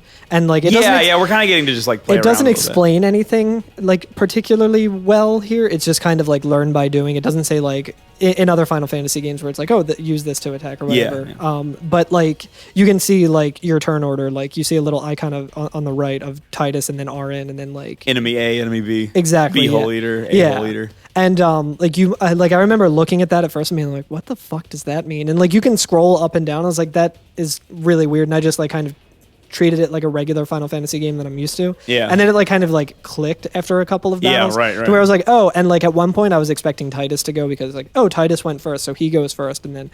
But, like, but that's not how it works. I used a move with, like, Arn. I was like, oh shit, I wasted a turn with Arn because he can do something different that I thought I was using Titus. I wasn't paying attention. Yeah. So when Arn says these ones don't matter, let's cut through, that also kind of plays into the puzzly aspect of these battles. You don't have to defeat all of the sin scales. These enemies are called sin scales. Yeah, which you can see just right at the top of the screen when you select them. Right. So lots and lots of battles in this game are won through not defeating the enemy, but fulfilling some sort of condition. Yeah. In this one, the enemies in front of you need to be defeated. So, like, these next couple battles, we're running along the highway, and we'll have enemies behind us, but we don't care about those ones because they're not impeding our progress. Yeah. So we can win the battle by just going forward. That's what we want to do. So Arn, like, kind of tells you right there, these ones don't matter. We cut through. Yeah, and it's similar to, like, the Final Fantasy VII, like, pincer attack thing where there's two in front of you and one behind you or whatever. Yeah, right. But you don't have to, like, take them all out. You don't have to be like, oh, okay, well, I take more damage from behind, so I got to take these ones out first. Attack when the tail is up. Yeah, exactly, yeah. So these enemies go down in one hit, regardless of which character you're using. Their only real thing that they can do is they have a 2-turn attack where the first turn it says wings start to flicker and, like, their wings kind of, like, light up. And then if you don't take them out, the next turn they'll do a higher damaging attack. They'll do they, like shoot spikes out at you. Yeah. I think it's called scales. Is that that probably makes sense. And it does like 70 to 80 damage, which is pretty significant at this point. Titus died in the intro while I was playing. I was like, I don't want to waste time. I'm just gonna roll through with Arn. Yeah. So Titus didn't die, and I was like, this seems a little tough, so I'm gonna use potions because you start out with 10 potions. Yeah. So 12 if you talk to the person on the God damn it. So I was using potions to kind of keep Titus, like, not topped off, but, like, enough. I was like, okay, well, he's taking like 76 damage like each turn, so I got to make sure the 200 that the potion says it will recover. Like, I need to, balance that. Yeah, absolutely. So we defeat that group. We get to the next group, which is more in front, more behind. Arn says again, don't bother going after all of them. Cut the ones that matter and run. And we continue running on. And then we see one of those giant, nasty fucking Geiger style tentacle things. It looks like a sword from the bot. It looks like a sword Pokemon. With tentacles. Yeah. And it's just like, it's kind of glowing too. It's very like neon. It's kind of nice actually. Like it's nasty, but it's also like kind of cyberpunky. Like it's cool. Very cool. Yeah. And it just has like a bunch, just a ton of these flailing tendrils, right? Yeah. And as soon as we enter that battle, we're introduced to the overdrive system. Hell yeah. Overdriver. Hell yeah. So you activate the overdrive by clicking the pedal that you have at your feet, and then it makes like a cool distortion-y kind of sound. And with that, you can play Hysteria, the bass line by Muse. I thought that was a fuzz not going into an amp. It might be. I don't know. I don't know either. I think I used an overdrive pedal to learn it when I was like 17.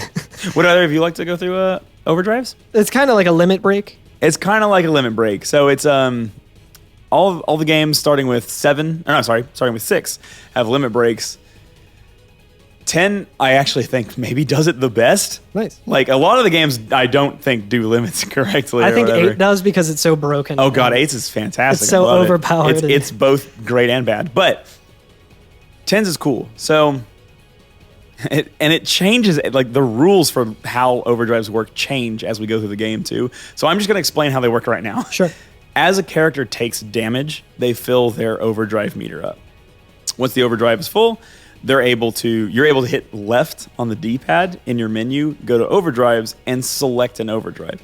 So kind of like how the different characters in 7 had different limit breaks, you have different overdrives that are attained in different ways. So in 7, we would just kill so many enemies, use a limit break so many times, and we would get them, right?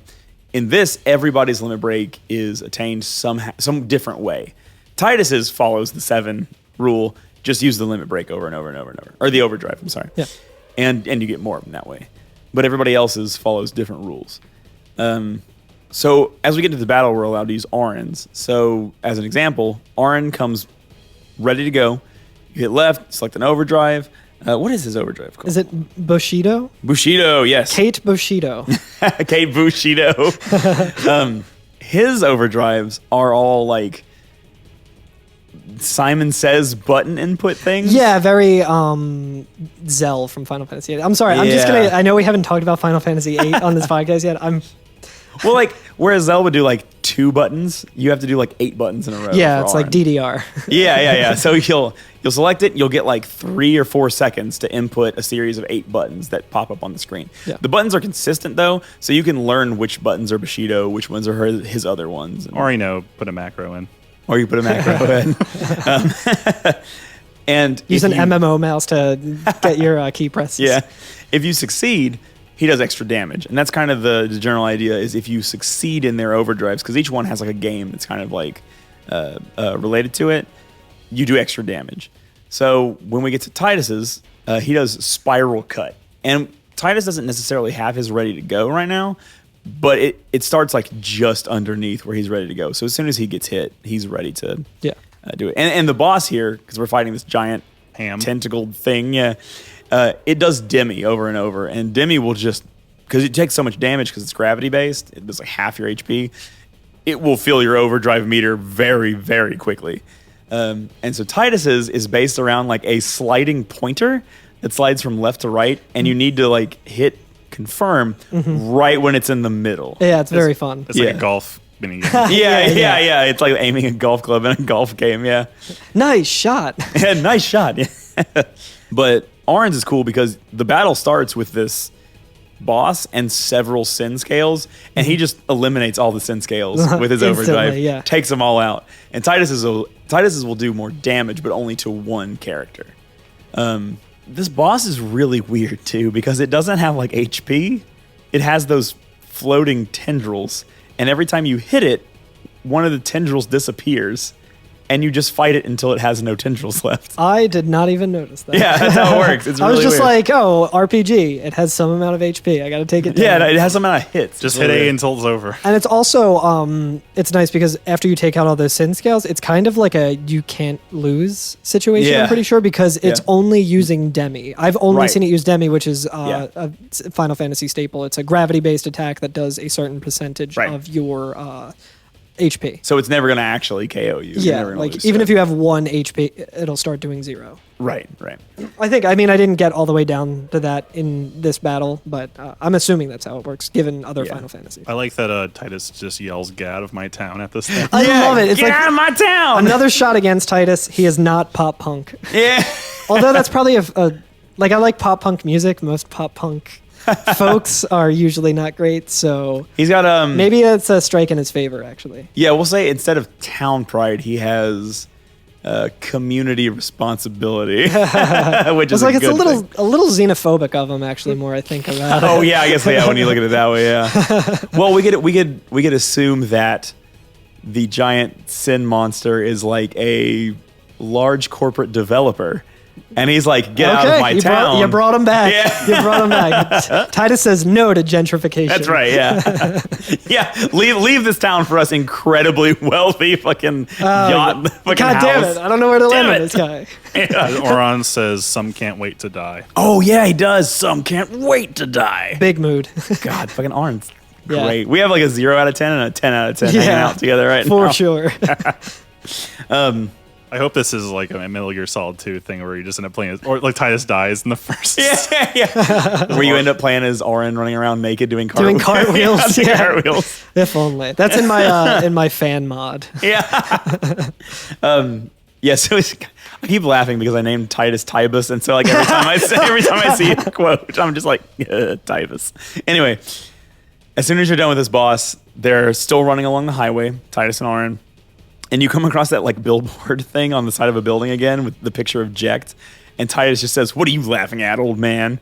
So like tension between his Daddy issues. Daddy issues. He may have some problems with his old man there. I wonder what that's about. That's the second old man, right? That we've heard so far. Yeah, the first old man Yeah. said he has to take a dump, right? Yeah, when he gave him the sword, he's like, "My old man." Yeah, and then Auron is still walking toward the fucking bad ball, and Titus says, "Let's get out of here," and that's when Auron says, "Oh, we're expected." Oh, Fuck yeah. fucking cool. I also like that Auron has a mystery jug just hanging from like his. he just has side. a fucking jug. A little Yeah. canteen or something. Just like Yeah. moonshine or something that he's just nipping at. I guess the gourd. Is that what that would be? Maybe. I don't know. It reminds me of the thing Gara It's a has from growler. Naruto. It's a growler. He keeps his piss. So That's where he bears keeps his- He away. keeps his piss. To keep bears away. God, God, that's Auron's cool. gonna be such a good joke in like 2021 January, where we finally see him take a sip of it. It's late in the game, but anyway, we'll get there. Waiting for that sip. Waiting for that sip. Episode title. Sip is another massive enemy that we have to fight later. It's like a Sin. further advanced version of Sin. Simp. Simp, yeah. But it's SINP, simp. But yeah, so Auron's still walking toward the bad ball, or Sin. And Titus says, "Give me a break, man." Yeah. Titus. Anyway, then we get into a battle, and I want to say that I did not heal because I was like, "Oh, I'm just gonna run through this intro. It doesn't matter." Yeah, it's so a like, tutorial. What could go wrong? so both of my characters have less than 200 HP. They're both like in the caution status, and there are 7 enemies that we're fighting at once from the front and the back, just fucking doing all kinds of attacks. And at first, and we do see we can't do anything with it right now, but hanging over the side of the highway is what? Some sort of train? It's like a. A cart? I think it's like the trolley car meme. It doesn't look like something you'd ride in, but it does look like maybe something just for like I don't know, just carrying shit. Yeah, it's like a futuristic like cat machine, like the industrial mechanics company or whatever Oh, yeah. that makes like bulldozers and shit. It's Yeah. like, It's a John Deere. yeah, I don't even. Is it a vehicle? I don't know. It looks like it could be something that like hovers around and look. It has like maybe a lid on top of each segment of this train Yeah. thing, so it could be like It looks like it's carrying vats or something. It's one of those Yeah. stupid grocery store robots that scans the food. It was delivering Gatorade to the tournament. Yeah, right. so that they could dump it on Titus afterwards. Yeah, right. Because he's both the star He player was, and the sitting, coach. he was sitting in Gatorade before. Yeah, that's how they do it in Blitzball. They dump all the Gatorade first. Before, as a good luck superstition. We may not win it, so we may as well go ahead and celebrate now. We got all this Gatorade. There's no way we're gonna drink it all. We gotta waste it. So after a few rounds of this, you take out a couple of the sin scales. Auron says this could be bad because like they keep reappearing. Like there's so many of these scales littering the highway that every time you take out one, just another one takes its place, and there seems to be no end in sight. And Auron notices the weird trolley thing that we were talking about, and he says, "That knock it down." I just noticed something very important about that when he says, "Trust me, you'll see." It shows this whatever the fuck this stupid thing is from behind, but it has a number on it. 8008. Yeah, do you know the importance of that number? It's the boob number. Yeah, it says boob on it. Oh, Oh, fucking Final Fantasy 10 rules. You're right. This is the best game. But yeah, so at that point, you're able to target the linkage in between two of the segments of this trolley thing. yeah.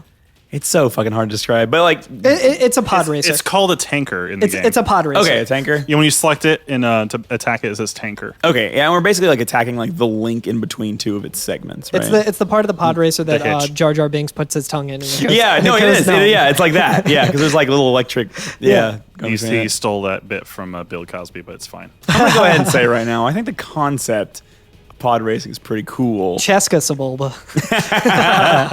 So once we've attacked it enough Slamo. times, Slamo. God damn, Titus is such a slamo. Sorry, we're gonna get into Star Wars prequel territory. But once you attack it enough times, it separates the tanker, or like I guess like the driving portion of it from the actual tanks. It's like unhitched. Yeah, I originally unhitched it. Where would the truck nuts of this vehicle hang? They're called truck scales. Truck scales. So we Anyway. attack this thing, it blows up. Yeah, so it it's not falls. immediate. You have to attack it a couple of times. Yeah. Which at the HP you're at, you should probably heal, unlike Yeah. Curtis, if you don't want Titus to die, which He did in We, this we don't battle. blame you if you want him to. But yeah, so you attack it and then it like disconnects and falls, and then I think Aaron says like, Go. Yeah, the building in where the Jekt billboard is just fucking completely Decimated? destroyed by this thing. It's kind of fucked up. It's kind of fucked up. It's like, Yeah. oh, destroy this entire skyscraper. yeah. Yeah, And then we'll be fine. we'll be fine. Yeah, so the skyscraper like falls over, like it doesn't Like like a domino. like a domino. Not it doesn't like collapse downward on itself like a building might, It had 2 load-bearing pillars at the bottom. You broke, but the only front on one side. It's very strange. It's a little suspect because like the jet fuel in this thing, I don't think could Could get melt hot the enough steel to jet fuel can't melt. Jekt fuel can't melt steel beams. Jekt fuel can't melt mithril beams. God damn it. Okay. So Anyway, this whole building falls over and somehow perfectly falls over such that the backside of the building is completely parallel with the ground once it falls onto the highway, and we're able to walk over it as it falls. Not walk, but a great Mario jump. perfect Sid jump. Yeah, so yeah, he In like beautiful high definition. the characters run over top of the building as it's like this fucking game, man. It's off to a start, let me tell you. But yeah. So the building is also exploding because I guess it falling over and the monsters and shit aren't enough. But they were like, what if the building exploded while it was fucking falling over? And Titus is running along it and does the Super Mario jump and is propelled upward by the force of the explosion and is able to just grab the edge of the remaining highway on the other side. Yeah. We get a flash of white just before we see him catch it, though, which is Yeah, that's interesting. true. It was the one like, what happened? Did he? Did he or didn't he? yeah. And then immediately felt like, oh yeah, I made it. Yeah, and the game goes back into cutscene mode. Mwah. Beautiful. Beautiful, beautiful cutscenes. This is when Goodness. all that hair, all the hair physics. Oh, the hair physics is fantastic. The camera shows Auron again from the bottom and just looking like a fucking badass. Yeah, just looking real cool good. as With shit. Sin looming behind him. He's got Oh a my little- god, with Sin looming behind him. He's got a little like white streaks, a couple white streaks, and like does. touch of gray, just the right amount. just right, just for men. Hell yeah, just for men. Yeah. And so Titus is screaming, Auron! And the gravity pull of Sin is such that it's literally ripping the highway up now. Yeah. And so like I assume that Titus could let go and like he would not fall down. He would probably fall up at this point. Yeah. We've seen some things earlier that would insinuate that as well. Yeah. Yeah. Insinuate. And then the Sin inside of this water bubble, the bottom of it penetrates the water, right? So we can actually see some of Sin at this point. Yeah. Just the bottom. And it's a nasty, undulating green alien flesh. Yeah. And it's like solid but liquid at once. It's very unpleasant. It reminds me a little bit of like a macro photo of like the iris of like the eye. You know? Yeah. Yeah. Just the kind of all the like it's fibrous and like It- it's Yeah. It kind of looks. muscular at the same time. Yeah. The way that it's like presented on the screen is very reminiscent of like the very iconic scene in Independence Day where the Yeah. Or it's flying up the into spaceship yeah. like blows shit up, and it's just like over there, and it also kind of looks like a butthole. It does kind of look like a butthole. Sin is just the ultimate beehole eater. But yeah, it's sucking everything into its giant butthole here. Yeah. And like I just have to like emphasize the like nasty liquidness of its solid flesh. Yeah, it's very weird. I don't like it. It's like fleshy magma. It is. It's Yeah. like I don't like it. skin magma. Ugh. Anyway, Auron looks back at it and is like possibly communicating with it and just says, "Are you sure?" Like he's Yeah. like communicating with Sin. Yeah. And he like reaches down and says, "This is it," and picks Titus up by his like hoodie. Collar. Yeah, by his like- collar. Awesome. And like just picks him up like one hand, and I guess like the gravity of it is such that like everybody's floating up anyway. So he like raises Titus above his head and like is like talking to him and like offering him up to Sin at this point. It's real fucking wild. Yeah. And he says, "This is your story. It all begins here." Hell yeah. And like he like spaghettifies like everybody's getting sucked into spaghetti. he's like everybody's getting sucked into Sin at like such a intensity that he like stretches out. It's really weird. It's like in Star Trek when they go into warp. Yeah. It's the kind of stretch. And the last thing that we see of Titus's face is him getting like pancake Sucked. face. Like he's getting sucked. Like 2 C's. yeah, it's like the camera effect is such that it's basically pulling from the middle of the screen, and it makes his skin look like it takes up the whole screen, and he just has like a little face in the middle, and it's very silly. And everything goes white. So after that, we get a very short scene here that's Titus floating in like above the ruins of this town, and that symbol that's on his pants and on his chain. Also, on his earring. His earring is just that symbol. Yeah, and that is made of like flaming rocks in the background, like looming over the town, like some like real fucked up thing. And you hold B to descend, like you like lower your altitude by just holding B. Well, at the beginning of this, we also hear someone. Remember? Oh, do we? Yeah, we hear a voice. Hey! I'm sorry. Hey! Yeah. And Titus again says, My old man? Oh, okay. So yeah, I guess he hears his father, and as we descend, we come down onto like a little platform, right?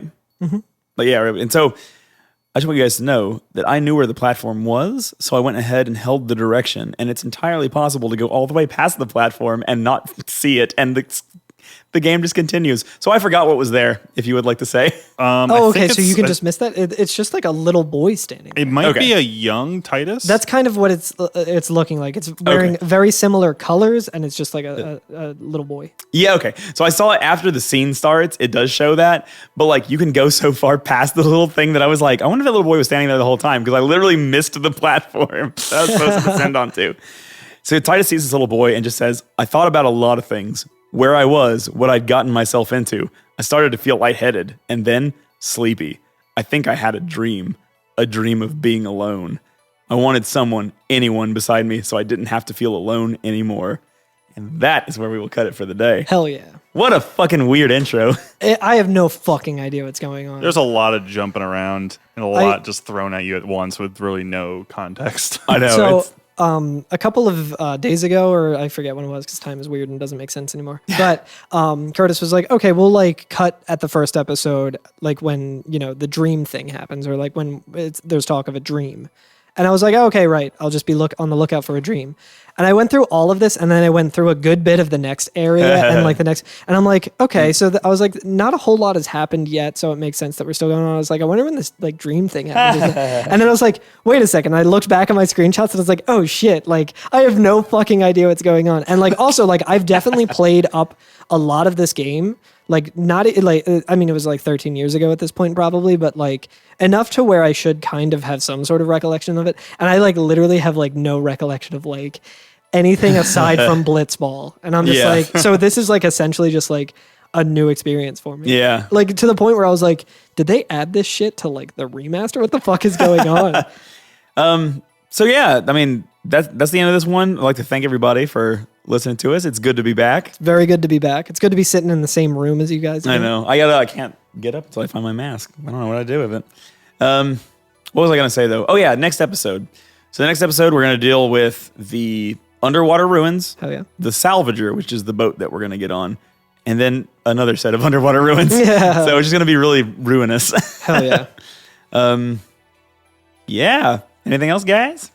No, I think. What a wild game. What a wild game. And it's only going to get more boring. Yeah, it's a weird way to start a Final Fantasy game.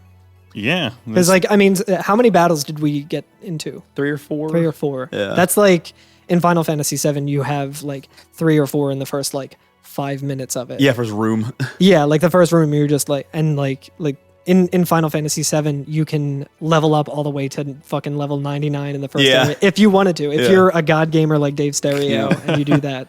And in this, it's like there's no actual like random encounters up until this point. Yeah. What's so weird about this game is that like what we did just now was kind of like the intro or like a prelude to the game. And the next section we're going to do is another intro or prelude that doesn't, again, that isn't really linked. Like, it's really weird. Yeah. They like do an intro and they're like, but what if the intro was also this way? We heard you liked intros. Yeah, I know. So we do like another one. Yeah. So, but it's very like intriguing. they kept all the drafts. yeah. We'll just do all of them. Yeah. So it's interesting. Yeah. Wow. I'm excited to play more. Like I literally like I was like, okay, well, I don't want to go too far ahead.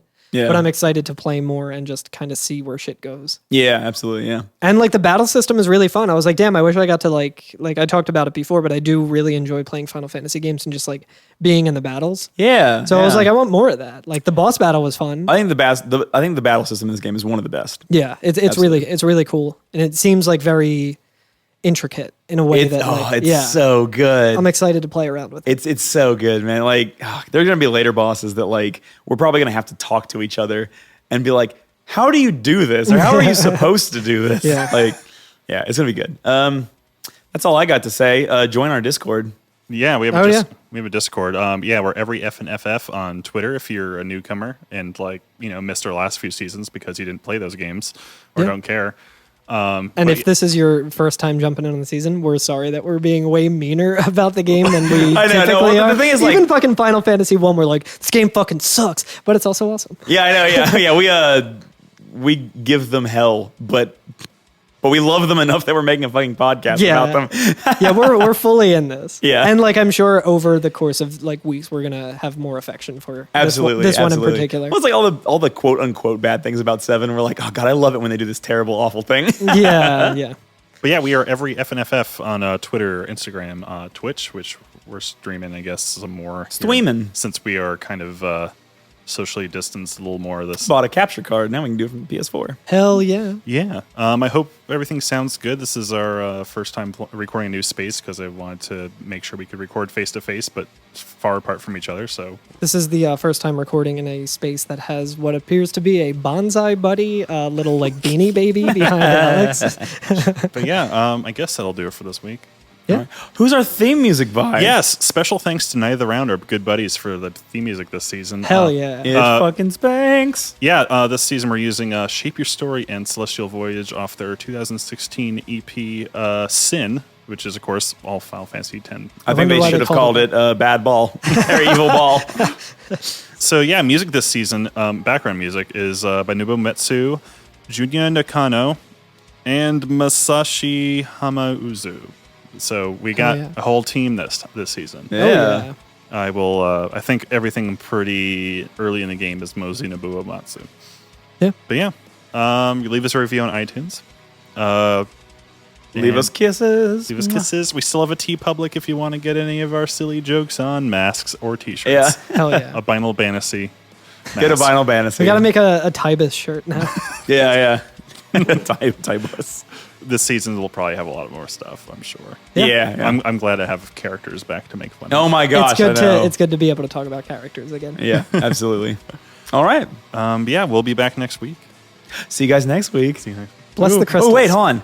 We can do it again. We can do our fucking crazy fucking outros again. All right, Alex. No, send us to hell was always the thing I said before you actually read the outro, wasn't it? We're a little rusty this season. We are. Yeah, I'm a little rustful. Well, all right, whatever. I'll see you next week. Fuck you people. Bye-bye.